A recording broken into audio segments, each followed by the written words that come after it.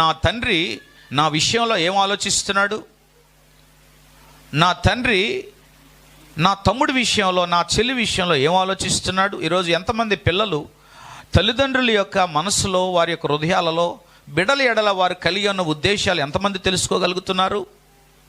It's a very impossible. ఈ దినాలలో తండ్రి మనసులో ఏముందో, తల్లి మనసులో ఏముందో పిల్లలు తెలుసుకోలేకపోతున్నారు. ఆ అవకాశం కూడా వారు ఉపయోగించుకోలేకపోతున్నారు.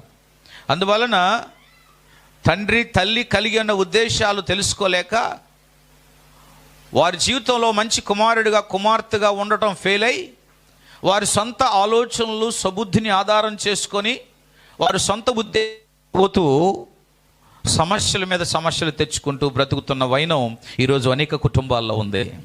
అయ్యో, నా మాట నేను వినలేదే, నా తల్లి చెప్పిన మాట నేను వినలేదే అని ఈరోజు చాలామంది వేదన పడిన వారు లేకపోలేదో.